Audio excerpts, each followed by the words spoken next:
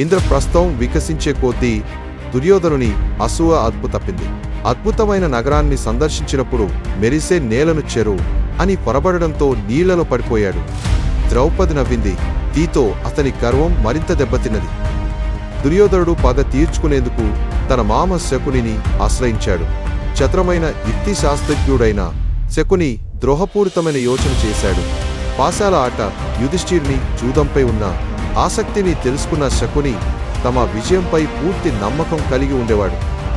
దుర్యోధనుడు యుధిష్ఠిరుణ్ణి హస్తినాపురానికి ఆహ్వానించి స్నేహపూర్వకంగా పాశాల ఆట ఆడమని కోరాడు. సంకోచం ఉన్నప్పటికీ రాజధర్మానికి లోబడిన యుధిష్ఠిరుడు ఆహ్వానాన్ని అంగీకరించాడు. అయితే ఎదురు చూస్తున్న కుట్రను ఆయన ఊహించలేకపోయాడు. రాసిదబారులో పాశాల ఆట ప్రారంభమైంది. యుధిష్ఠిరుడు నిజాయితీగా ఆడగా శకుని తన మాయపాశాలతో రౌండ్లోనూ పాండవులు ఓడిపోయేలా చేశాడు.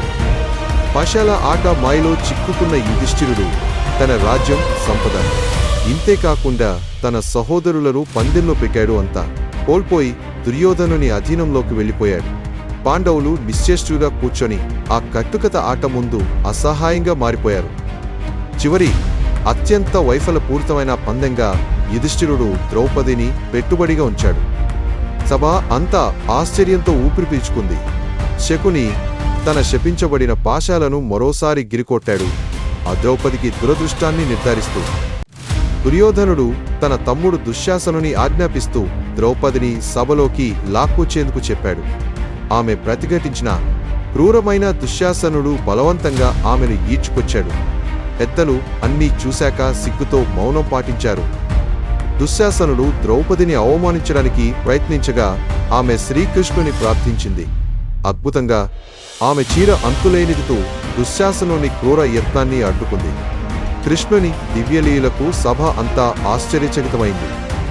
ద్రౌపదిపై జరిగిన అవమానానికి కోపోద్రిక్తుడైన భీముడు దుర్యోధనుని తోడ విరుస్తానని, దుశ్శాసనుని రక్తాన్ని తాగుతానని ప్రతిజ్ఞ చేశాడు. పాండవులు పగ తీర్చుకునేందుకు శపథం చేయడంతో రాజదర్శిని భయంతో గజగజలాడిపోయింది. చివరి పందే ప్రకారం పాండవులు 13 సంవత్సరాల నిర్వాసానికి వెళ్లాల్సి వచ్చింది. ఓడిపోయినా మానసికంగా మట్టిపెట్టుపడకుండా వారు రాజప్రసాదాన్ని విడిచి వెళ్లారు. తమ మనసులో న్యాయం మరియు ప్రతీకారంతో